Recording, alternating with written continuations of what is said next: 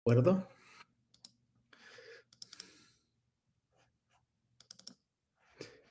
Bueno, ayer comentábamos acerca de los objetivos del tratamiento y con esto voy a empezar para terminar una parte de la plática que tiene que ver con el tratamiento. Nosotros esperamos, igual que en muchas enfermedades, es mejorar esperanza y calidad de vida. En un paciente con hemofilia, dado que es una enfermedad que potencialmente sin tratamiento conlleva severas complicaciones o hasta la muerte, lo que pretendemos que estos pacientes tengan pues una esperanza de vida y una excelente calidad de vida, ¿no? O si no excelente, una buena calidad de vida con menos hemorragias y lo que decíamos, pues la búsqueda va a continuar seguramente en los siguientes años en la búsqueda del tratamiento ideal, ¿no? Ese tratamiento ideal es que sea una vida predecible, que tenga una vida media extendida, que no produzca hemorragias. Y también el otro aspecto importante que ayer no lo mencionamos, pero lo quiero mencionar, es el hecho de que genere pocas complicaciones o idealmente minimizar las complicaciones. Algunos tratamientos pueden generar trombosis, tenemos que estar conscientes de eso. Entonces, el tratamiento ideal es que sea bioseguro y que sea efectivo. Eso es a lo que todos aspiramos en esta forma de tratamiento de los pacientes. Ahora es un poquito la visión general del tratamiento de la hemofilia, ¿no? Así como le llaman el timeline o la línea del tiempo de los tratamientos. Recordemos de la publicación del Lancet donde se trató un paciente con hemofilia de sangre total, que por fortuna le fue bien, pero bueno, no todos tuvieron la fortuna de tener esta forma de visualizar el tratamiento porque pues también conllevó complicaciones a este respecto.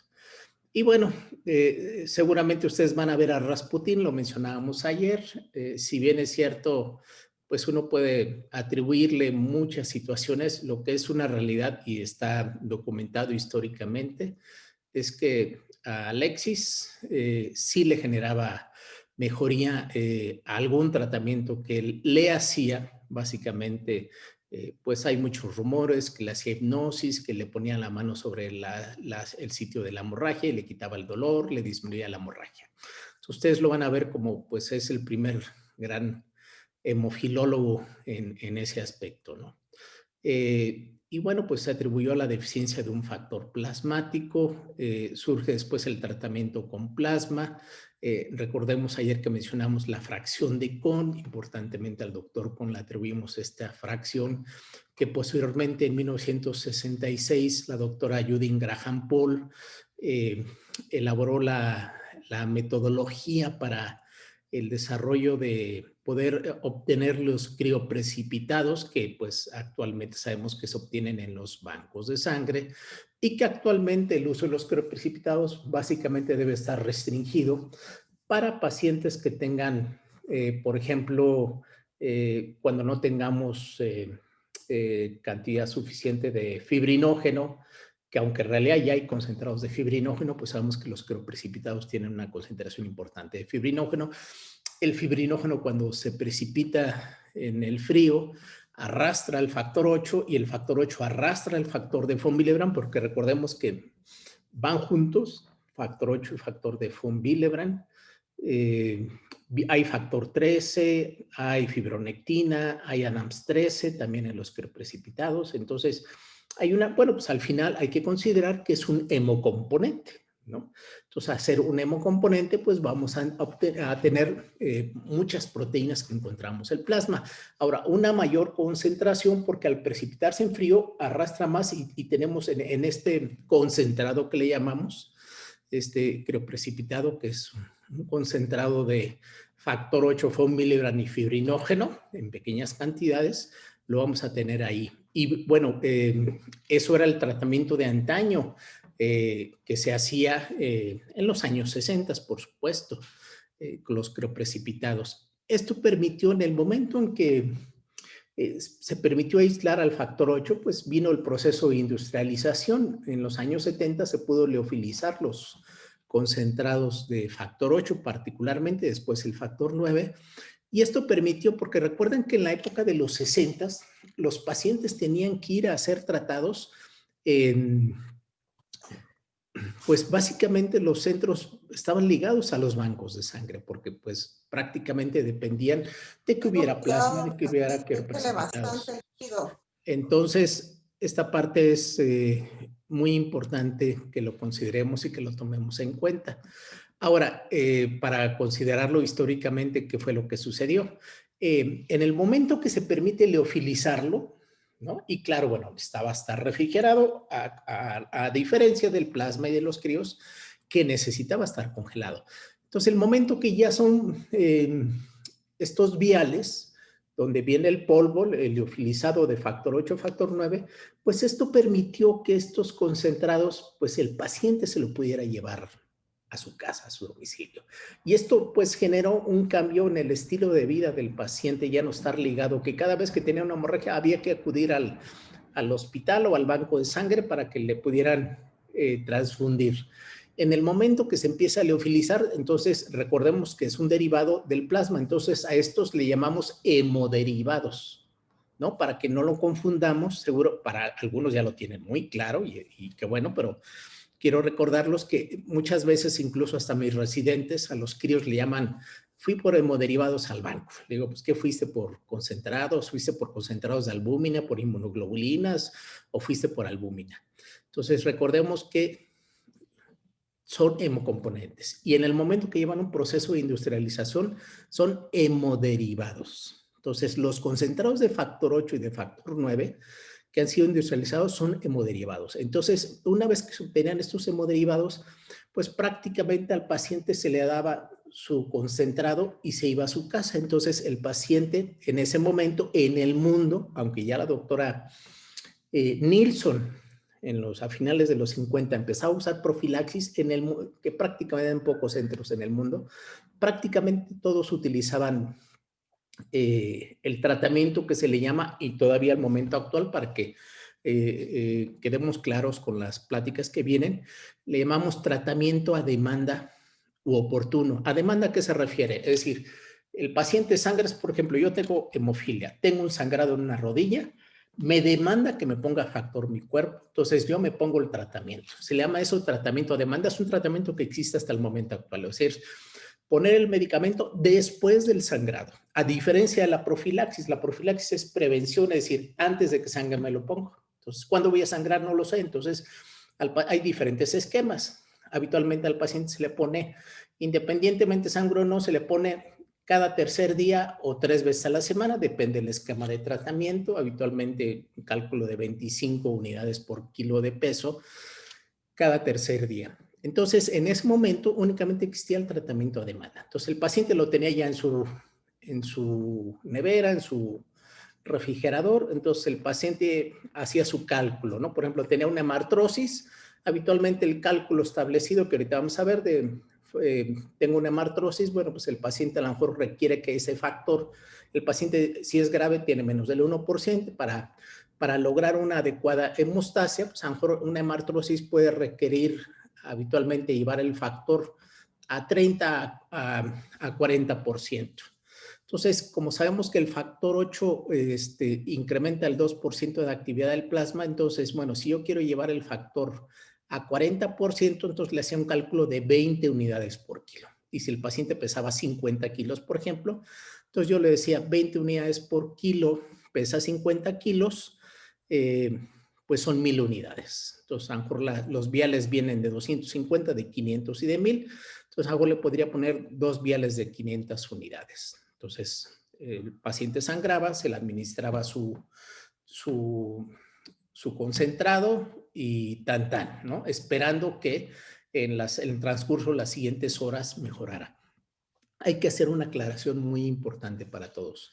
Entre más rápido el paciente sea tratado, más rápida la recuperación. A eso le llamamos tratamiento oportuno. ¿Cuándo es oportuno? Antes, en las primeras 2 horas después de que el paciente tiene un sangrado. ¿Esto qué significa? Bueno, pues que verdaderamente oportuno es cuando el paciente empezó a las 8 de la mañana cuando a lo mejor amanece, porque así quiero comentarles. Pues a lo mejor el paciente durmió recargado sobre su codo por la posición que a veces habitualmente todos asumimos durante el sueño. Y resulta que eso le generó por la mala posición un sangramiento en el codo. Amanece a las 8 de la mañana que despierta y tiene ya el dolor. Seguramente esta hemorragia no lleva 2 horas, pero bueno, él se percata a las 8 de la mañana. Entonces, de 8 a 10 se le consideraría un tratamiento oportuno, ¿no? En ese momento, si se lo pone de inmediato, va a limitar la intensidad de la hemorragia y seguramente a lo mejor va a requerir una dosis. Claro, es muy independiente cada paciente, aclaro la acotación. Es muy importante porque hay que individualizar. A lo mejor el paciente con una dosis es suficiente. Hay pacientes que requieren 2, 3 dosis. Pero habitualmente si se ponen las primeras 2 horas, el tratamiento funciona mejor. Esto es muy importante hacerle la aclaración al paciente. Ahora, eso es el tratamiento ideal. En la vida real, pues el paciente dice, bueno, tengo hemorragia, bueno, me voy a aguantar tantito, me voy a poner hielo, me inmovilizo y ya no necesito factor. Voy a guardar mi factor que tengo, si tiene la fortuna de tener factor en casa, dice, voy a guardar el factor para una hemorragia más intensa. Pero nosotros consideramos que toda hemorragia debe ser tratada porque genera complicaciones. En realidad, hay una premisa en hemofilia que toda hemorragia es una urgencia. Claro, hay de urgencias a urgencias, estoy de acuerdo, ¿no? Una hemartrosis en codo, pues puede aparentar no ser una urgencia, pero pues hay pacientes que llegan con dolor intenso de una hemartrosis en codo. Entonces, ¿qué es lo que sucede con el paciente con hemofilia? El paciente con hemofilia lo que va haciendo, va postergando la administración. Dice, no, el factor, y bueno, ya hablo sobre todo en algunos países como en México, que no hay suficiente cantidad para que el paciente tuviera su frigobar, su nevera llena de factor, como en otros países, pues habitualmente lo que hace es ese factor lo va resguardando para situaciones verdaderamente que él considera que pueden ser importantes. Otro dato interesante, importante, y es referido, incluso los pacientes lo saben, así como hay para otras enfermedades, en el caso del paciente que tiene hemorragias en hemofilia, los pacientes tienen aura. Aura es esa sensación de que les va a venir una hemorragia. Es decir, el paciente te refiere, oye, empezaste a sangrar a las 10 de la mañana, pero ¿sentiste algo antes? Sí, antes empezó a sentir pues una sensación diferente en la articulación. Ellos ya lo saben, lo van ubicando perfectamente. Desde una sensación de calambre, de una sensación de pequeños piquetes, en fin, algo va sucediendo antes de que propiamente se establezca la artrosis. Entonces, lo ideal al paciente, era un paciente bien educado y que tuviera el factor, es decir, empieza con los síntomas de aura e inmediatamente administrate el factor. Ese es el verdadero tratamiento oportuno. Oportuno es antes de las 2 horas. Y esto es muy importante hacerle la aclaración al paciente. Ponte el factor. Porque si el paciente deja pasar 2 horas, 3 horas, 4 horas, 5 horas, 6 horas, a las 12 horas que se está esperando que en teoría con puro hielo e inmovilidad o vendaje se le quite, pues resulta que se le hace más grande y a lo mejor ya no va a requerir una dosis, va a requerir 2, va a requerir 3 porque ya la articulación se le hizo muy grande. Entonces, es muy importante enfatizarle esto al paciente y lo vamos a volver a repetir. Entonces, estos patrones de comportamiento que se dan en hemofilia hay que romperlo desde el niño, ¿no? Desde la madre, hemorragia, inmediatamente hay que ponerle el factor, ¿no? Porque eso va a limitar el daño articular. Todo sangrado en una articular ya genera daño. Por pequeñito que sea, la sangre produce un gran daño, ¿no? Produce daño celular, destrucción ósea. Entonces, a veces hay, incluso se sabe que hay pacientes que tienen hemorragias inaparentes, por llamarle de alguna forma, o más que inaparentes, porque bueno, son asintomáticas. Oye, ¿cómo sucede? Claro que sucede y eso ha estado documentado en los pacientes que están en profilaxis, donde aparentemente el paciente no refiere hemorragias, pero a lo largo de la evolución se les toman resonancias magnéticas, que es el estudio que tiene un poco más de sensibilidad, y se documenta que el paciente tiene algún ligero daño articular.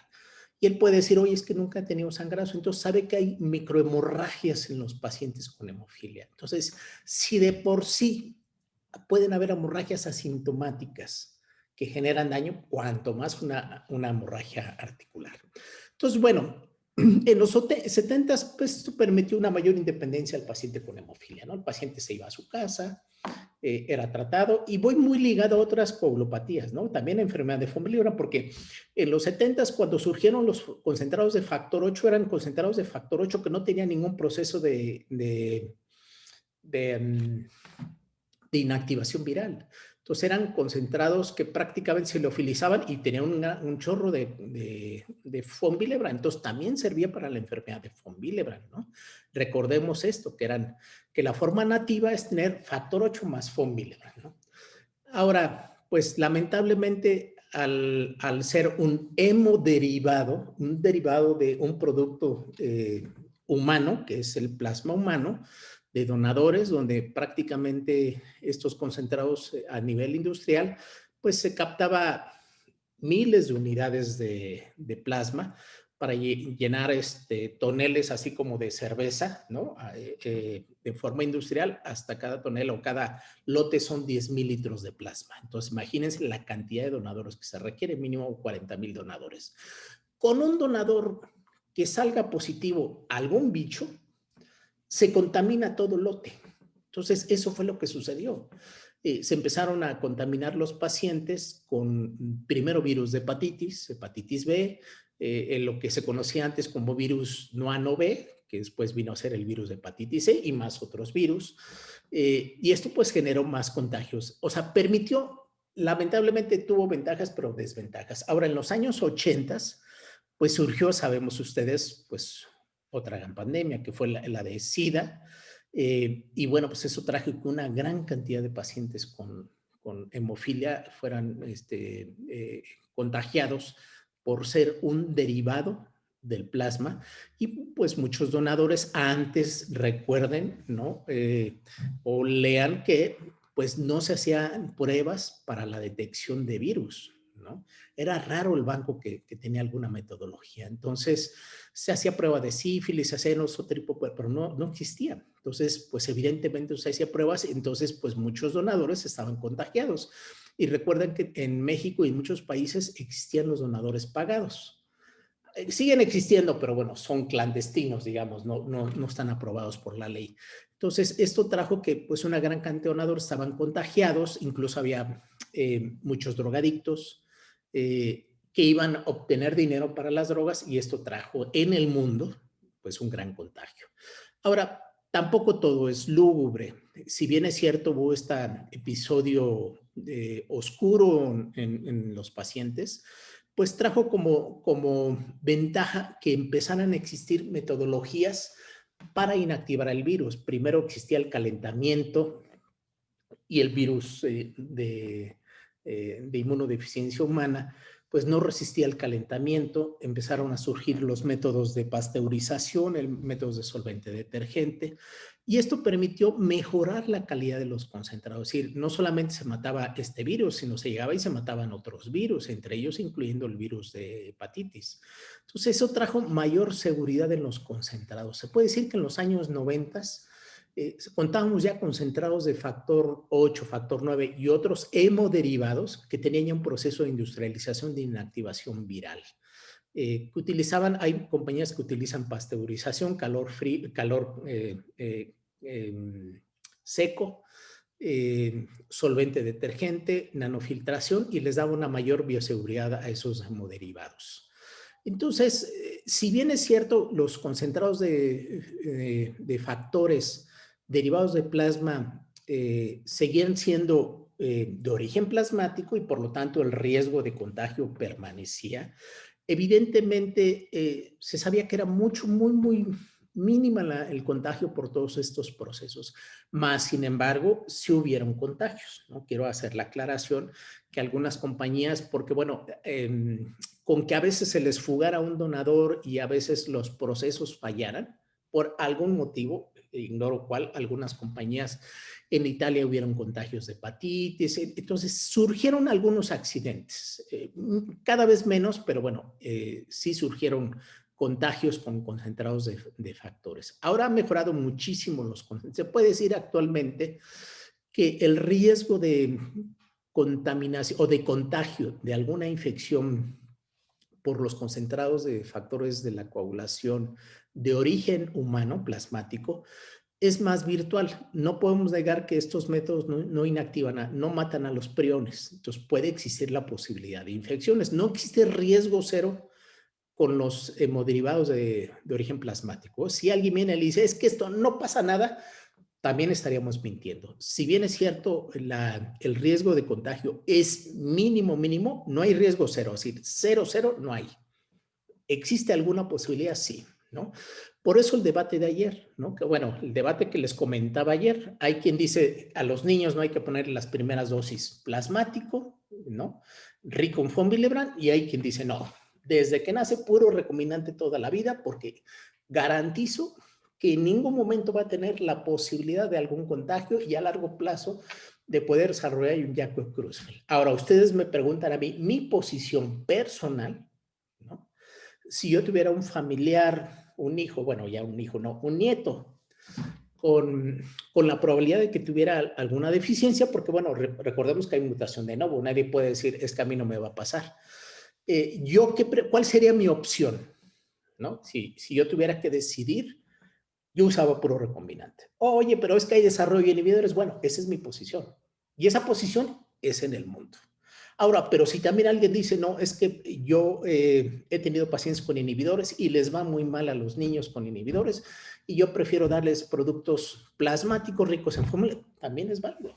O sea, las dos opciones en el mundo existen, pero bajo conciencia, bajo el reconocimiento que existe evidencia de un lado y de otro, y también por otro lado, la opción de los padres. En este caso, como el niño no sabe, el padre puede decir, oiga, están estos dos tratamientos, ¿cuál decide? Y hay padres que deciden por el uso de concentrados, las primeras dosis, ¿sí? Hablo las primeras dosis de exposición, habitualmente se llaman las primeras hemorragias donde se expone al factor 8 con von Willebrand.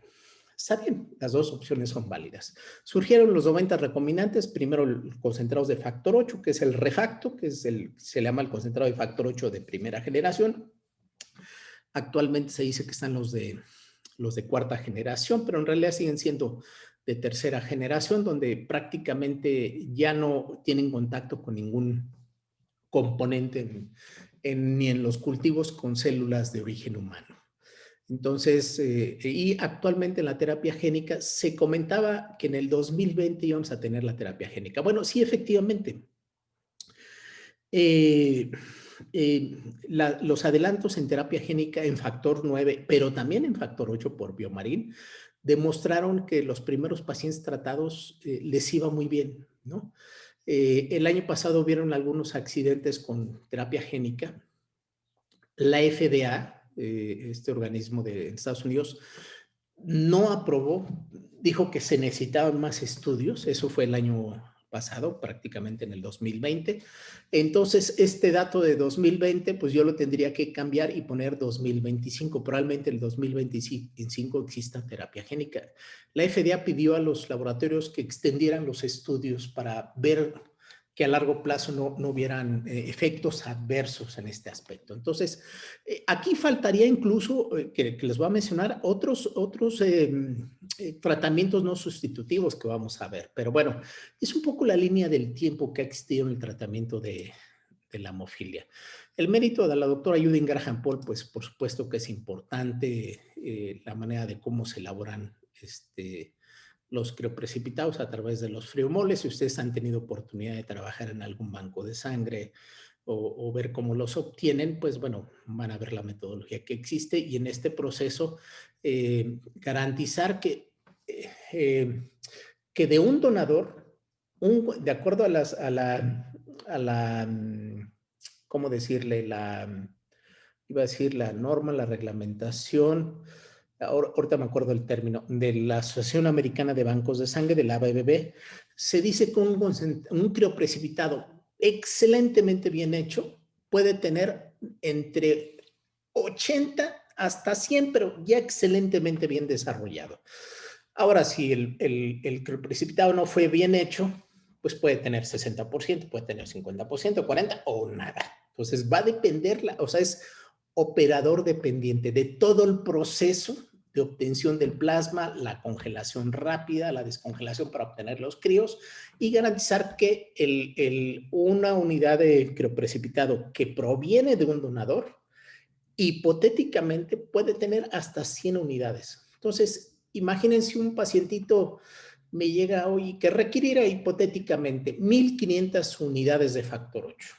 En el sentido de que el crioprecipitado estuviera excelentemente bien hecho, va a requerir 15 unidades de crioprecipitado para una dosis en la mañana. A lo mejor requiere cada 12 horas, ¿no? Entonces va a requerir 15 en la mañana, 15 en la noche, 15, depende del número de días. Entonces, imagínense el número de donadores con lo cual estoy transfundiendo. A lo mejor si una hemorragia requiere 5 días, 10 días, no lo sé, ya ha sucedido, pues a lo mejor va a requerir del apoyo de cuando menos 150 o 200 donadores. Entonces, si ese niño va a estar continuamente tratados con crioprecipitados, pues por supuesto que tarde que temprano va a recibir alguna infección por alguno de estos virus, ¿no? Lamentablemente, digo, pero eso en el mundo. Entonces, por lo tanto, este tratamiento que fue muy novedoso que hizo la doctora Eugene Graham Paul, pues evidentemente ya no lo deberíamos de estar aplicando, porque si yo le pongo críos a un paciente actualmente y que todavía en México se siguen administrando hasta el año pasado, hasta que ya se pruebe de que en los adultos, todos los adultos con hemofilia en México, sobre todo hemofilia A o hemofilia B, sean tratados con concentrados, va a existir esta posibilidad. Entonces, si yo trato uno con crioprecipitados, estoy atrasándome hasta los 60. Entonces, prácticamente estoy 50, 60 años atrás en los tratamientos. Entonces, nada más para que ubiquemos en perspectiva este aspecto, ¿no? Surgen en los 60, finales de los 60, 70, pues los concentrados de factor 8 leofilizados que no recibían ningún tipo de tratamiento. Esto trajo como logros que los tratamientos fueran en casa, pero eran concentrados de baja pureza. Entonces, no existía un proceso químico adecuado para permitir lo que actualmente pues hay concentrados donde se estima muy bien perfectamente qué cantidad tiene de factor 8 con una pérdida o una ganancia de más o menos 10% de actividad de los factores y donde existe una pureza, baja pureza, alta pureza, mediana impureza, de otras proteínas que pudieran haber en los concentrados. Entonces, las infecciones no eran una preocupación como tal. Bueno, pues cuando vino lo que le llamamos la caída en el tratamiento, pues el primer caso de SIDA establecido en un paciente con hemofilia en el 82 y bueno, pues esto trajo por supuesto una estigmatización importante de los pacientes que eran tratados con concentrados, porque esto les permitía recibir altas dosis, incluso pues recibir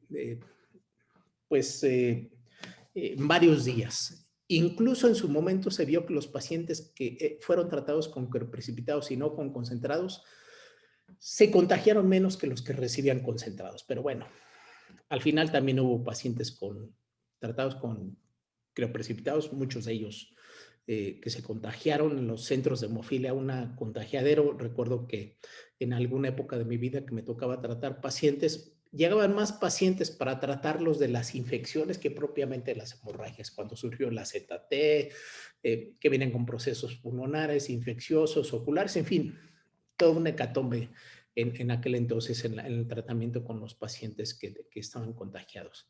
Ahora, surgieron los concentrados que tenían inactivación viral por calor, empezaron a surgir las pruebas serológicas para la detección del VIH, después para hepatitis C, ¿no? Entonces, esto es lo que yo les quería mostrar. Conforme han ido mejorando los tratamientos, ¿no? Recordemos que en los 66 en adelante, los crioprecipitados y después surgieron los concentrados, ¿no? Entonces, si yo trato a un paciente prácticamente con puros crioprecipitados, ando entre la esperanza de vida entre 20 y 40 años. Pero si ya tiene tratamiento en casa, pues puede llegar más de 60 años, ¿no? Y si ya tengo los tratamientos actuales, donde tengo concentrados de factor recombinantes de tercera generación, de vida media extendida, prácticamente se dice, a lo mejor no igual, ¿no? A lo mejor una pequeña diferencia en cuanto a los años de lo que viviría un sujeto sin hemofilia. Pero bueno, actualmente un paciente que nace con hemofilia y que en un buen centro de tratamiento, con un buen médico que esté consciente de todos estos aspectos que manejan las complicaciones psicológicas, rehabilitación, genética, bla, bla, bla, bla, un paciente con hemofilia no solamente va a vivir mucho, sino va a vivir bien. Ahora, regrésense. Si ustedes o nosotros, o hablemos que en general nosotros, lo tratamos a esos pacientes con críos y con plasma, pues estoy retrocediendo ¿cuántos años? Cuando menos, imagínense en los 70s. Al 2020, 50 años de tratamiento. Entonces, creo que no es justo para ningún paciente ser tratados como se trataban los pacientes 50 años, ¿no? Es como decir, si yo trato a un paciente con cáncer ahora como se trataba hace 50 años. Pues no es justo, pero sobre todo no es ético hacerlo así. Entonces, los nuevos desarrollos permitieron la clonación del gen del factor 8. En el 92 surge el primer factor 8 recombinante, que era el recombinate, que ya prácticamente está fuera del mercado, ¿no? En el 97 surge el primer factor 9 recombinante, que hasta la postre es el que más se usa, que es el Venefix, que lo tiene Pfizer. Y bueno, aquí vemos importantemente con los nuevos tratamientos, tenemos que evitar esto. Sigo viendo en el Hospital General de México N cantidad de pacientes con estos daños articulares que ustedes ven aquí. Impresionantes. ¿Por qué? Porque pues no recibieron el tratamiento adecuado, porque no había suficiente cantidad, sufrieron múltiples hemorragias, a veces algunas hemorragias intracraneales. Tengo un paciente con un daño cognitivo porque pues de niño sufrió una hemorragia intracraneal y pues no pudo ser atendido, entonces pues esto va generando un gran daño. Esto es lo que tenemos que evitar. Claro, muchas complicaciones, ¿no? Pero una de ellas, la más temida, es el daño articular, ¿no? Entonces, algo que hay que darle un mérito importante y del cual vamos a hablar en las siguientes charlas, es la profilaxis en hemofilia. La doctora Ingemar Nilsson del Hospital Malmö en Suecia, fue una de las pioneras en el tratamiento de la profilaxis. Le empezó a dar pacientes que recibían factor 10 a 20 unidades por kilo dosis, un día sí, un día no. Y esto les permitió tener una calidad de vida. Cambió no solamente la esperanza de vida y la calidad de vida. En su momento, ella fue muy criticada, ¿no? Pero ella es la pionera, ella se considera como decirle, pues la pionera, la madre de la profilaxis en el mundo. Ella ya falleció y bueno, pues hay que darle el mérito a esta gran pionera en esa perspectiva. Y bueno, pues en el Hospital Malmö, que ahorita es un centro muy importante, que de hecho cada año, el año pasado no hubo, pero cada año hacen un curso muy importante de una semana, que yo quiero en algún momento tomar ese curso que hacen en Malmö de actualización en hemofilia, porque bueno, pues es un centro de avanzada con las mejores opciones de tratamiento en hemofilia, entonces todavía hay un grupo importante que se dedican al tratamiento de hemofilia y otras coagulopatías, ¿no? Ahora, el protocolo de Malmö, el original, el esquema original, utilizaba dosis de 25 o 40 unidades de factor 8 en días alternos, ¿no? Un día, en el tratamiento ideal era por kilo de peso, aclaro, en días alternos, un día sí, un día no. Y cuando no se podía, pues mínimo tendría que ser lunes, miércoles y viernes, o martes, jueves y domingo, o sábado, administrarlo. En el caso de hemofilia B, 25, 40 unidades, perdón, por kilo, de 2 a 3 veces por semana. Pero imagínense un paciente de 50 kilos, que le pongamos 30 unidades, por ejemplo, él va a requerir 1,500 unidades cada tercer día de por vida. Esto conlleva un coste importante al sistema de salud, pero bueno, por eso pocos países en su momento lo podían pagar. Actualmente sabe que es el estándar de tratamiento en el mundo. O sea, no hay que llegar a la otra opción de tratamiento, que es el tratamiento a demanda. No, hay que evitar que el paciente sangre. Entonces, ¿cómo? Dándole tratamiento profiláctico. Eso dándole el medicamento antes de, ¿no? Y lo que se dice es que este paciente incluso hay que adecuar la terapia profiláctica. Porque, por ejemplo, un paciente adulto que a lo mejor sus días fuertes, hipotéticamente digamos, pues a lo mejor él es, no sé, les voy a poner un ejemplo, es DJ o trabaja en sus momentos en antros, viernes o jueves, viernes, sábado. Bueno, pues a lo mejor yo darle terapia profiláctica lunes, miércoles y viernes, pues a lo mejor yo le diría martes, jueves y sábado, por ejemplo, ¿no? O sea, habría que adecuar la profilaxis específicamente para su actividad. Ahora, si es alguien como muchos trabajamos de lunes a viernes, bueno, entonces está bien que es lunes, miércoles y viernes darles el factor, ¿no? Incluso idealmente el paciente está en profilaxis, pero eso no quiere decir que sea la curación. El paciente incluso puede tener hemorragias a pesar de tener terapia profiláctica. Entonces, idealmente, por ejemplo, si yo tuviera hemofilia, pues tendría que llevarme mi mochilita, mi hielerita y llevármelo al trabajo, porque yo no sé si en la tarde voy a tener hemorragia. Entonces, estoy en profilaxis, pero tengo una hemorragia, entonces me tengo que administrar factor de manera oportuna, es decir, en las primeras 2 horas. A lo mejor por la tarde yo me dedico a alguna actividad, no sé, de estar caminando, tengo una hemorragia en un tobillo, a pesar de estar profilaxis, es de todas maneras administrarme el factor de manera oportuna. Entonces, sí conlleva una responsabilidad, por eso al paciente con hemofilia hay que estarle continuamente coachando, ¿no? Necesita estar muy empoderado, ¿no? Es decir, llévate tu factor, administratelo para que estés bien, esto y lo otro, ¿no? Lamentablemente, como muchos de los pacientes no reciben esta forma de tratamiento, de que se administren, de que tengan una mentalidad diferente, pues tienden a ser introvertidos, tienden a ser tímidos, algunos con tendencias psicóticas, algunos psicopáticos, muy agresivos, producto de la depresión. Entonces, por eso les decía ayer que los pacientes con hemofilia tienen que estar continuamente recibiendo él y la familia o los padres psicoterapia para poderlo manejar. La otra gran evidencia que se vino antes de esta publicación que salió en England Journal of Medicine en el 2007, se decía que el tratamiento profiláctico era igual que el tratamiento a demanda, porque no había ningún estudio clínico que comparara los dos tipos de tratamiento, eran más reportes de casos. Bueno, el gran mérito se le da a la doctora Mancon Johnson, donde hizo el primer estudio clínico donde comparó tratamiento a demanda versus tratamiento profiláctico. Y por primera vez se documentó fehacientemente y de una manera muy robusta en un estudio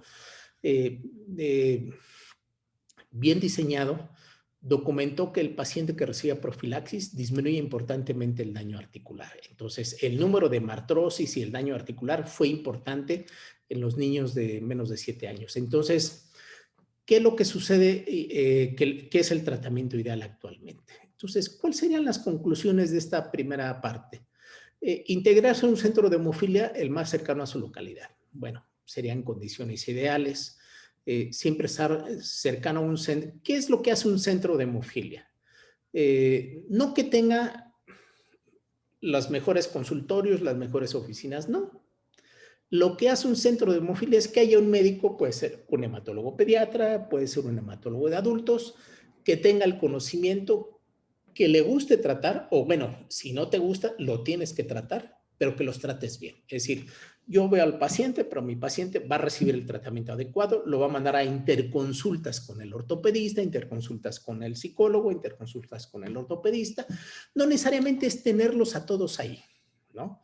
Yo he tenido la fortuna en los años de mi práctica de conocer varios centros de hemofilia. Por ejemplo, yo en algún momento de mi vida hice una estancia en París en el 90, no sé, hace muchos años, pues. Conocí 2 centros de atención. Uno lo llevaba, había una doctora que ya está en el retiro, la doctora Yvette Sulta, que era la líder de opinión en Francia, en París, bueno, en Francia, porque le hablaban de todas partes para interconsulta, que estaba en el hospital Cochat. Yo iba 2 veces a la semana.